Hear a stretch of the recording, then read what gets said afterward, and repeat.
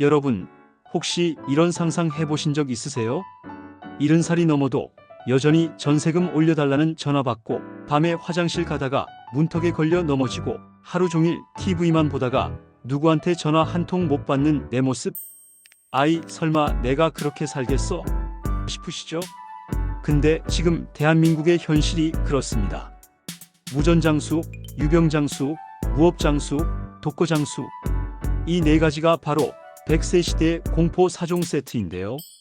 오늘은 이 네 가지 리스크를 집이라는 렌즈로 들여다보려 합니다. 같은 100세라도 어떤 집에 사느냐에 따라 늙어가는 인생이 될 수도 젊어지는 인생이 될 수도 있거든요. 첫째, 무전장수. 집이 나를 먹여 살릴까 잡아먹을까? 은퇴 후 가장 무서운 건 돈 없이 오래 사는 것입니다.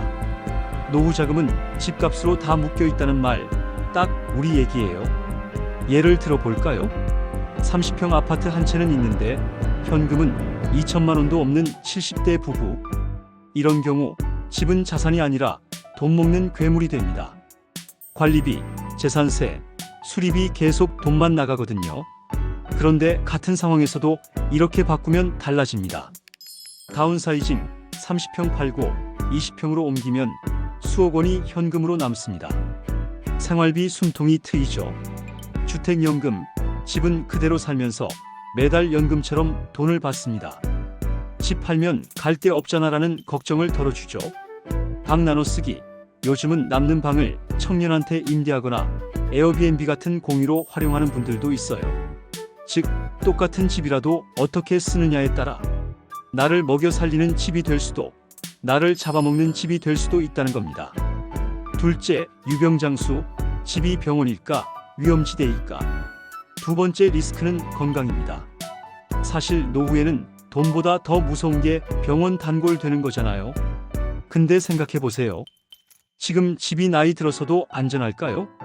밤에 화장실 가려면 불 켜러 스위치 찾다가 벽에 부딪히고 욕실 문턱에 발 걸려 넘어지고 미끄러운 타일 때문에 매년 수십만 명이 응급실에 실려갑니다. 그래서 요즘은 베리어 프리, 즉 문턱 없고 넓고 안전한 집이 대세예요. 화장실에 손잡이 달고 미끄럼 방지 바닥 깔고 복도에 간접 조명 켜두는 것. 이건 선택이 아니라 생존 전략입니다. 그리고 요즘 아파트 단지들 보세요. 작은 도서관, 헬스장, 수영장. 그냥 편의시설 같지만 사실 건강보험 같은 집값 포함 혜택이에요. 매일 이웃이랑 같이 운동하고 대화하면 몸도 마음도 젊어집니다. 집이 병원 같은 안전지대가 될 수도 있고 사고가 기다리는 덫이 될 수도 있는 거죠. 셋째, 무업장수. 집에서 평생 현역으로 살 수 있을까? 세 번째 리스크는 할 일 없는 인생입니다. 은퇴하면 매일이 일요일일 거라 생각하지만 실제로는 한 달 지나면 도대체 뭐하고 살아야 하지? 라는 허무함이 옵니다. 이때 집은 쉼터가 아니라 일터로 변신해야 합니다. 예를 들어 방 한 칸은 홈오피스 온라인 강의, 재택근무, 블로그, 유튜브. 집에서 평생 현역 가능. 남는 공간은 공유경제, 주방은 요리 스튜디오, 거실은 독서 모임 공간.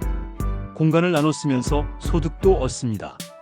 좋아하는 취미를 작업실로 바꾸기. 카페 차려보고 싶었는데 집 한 켠을 홈카페로 꾸미고 온라인 판매 시작하는 분도 많습니다. 노후의 집은 놀이터가 아니라 나를 치료하면서 구해주는 평생 직장이 될 수 있다는 거죠. 넷째, 독거장수.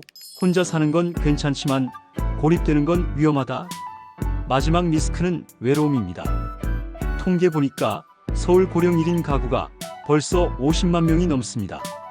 즉, 나만 그런 게 아니네 수준이 아니라 이제는 흔한 풍경이에요. 문제는 혼자 산다 자체가 아니라 고립된다는 거죠. 하루 종일 말 한마디 안 하고 쓰러져도 3일 동안 발견 못하는 상황. 이게 진짜 무섭습니다. 그래서 요즘 주목받는 게 코하우징이에요.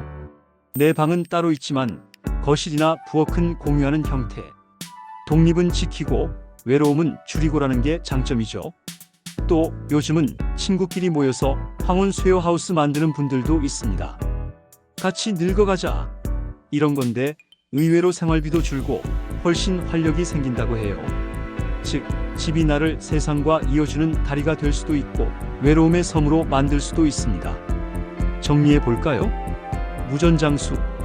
집을 어떻게 활용하느냐에 따라 돈 버는 집이냐, 돈 잡아먹는 집이냐. 유병장수.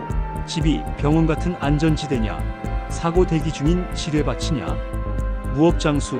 집이 평생 직장이냐, 무료한 감옥이냐. 독거장수. 집이 이웃과 연결된 다리냐, 외로움의 섬이냐. 여러분은 지금 살고 있는 집이 앞으로 나를 젊게 할 집일까요? 아니면 늙게 만들 집일까요? 저는 이렇게 생각합니다. 노후를 젊게 살고 싶다면 지금 당장 내 집부터 다시 봐야 합니다. 그냥 사는 곳이 아니라 나의 미래를 결정짓는 플랫폼이니까요. 혹시 여러분은 어떤 장수 리스크가 제일 두렵나요? 그리고 지금 집에서 그 리스크를 막을 방법이 있을까요? 댓글로 여러분의 솔직한 생각을 들려주세요. 오늘 영상이 도움이 되셨다면 구독과 좋아요, 알림 설정까지 부탁드립니다. 다음 시간에도 현실적이면서도 재미있는 부동산 이야기로 찾아뵐게요. 감사합니다.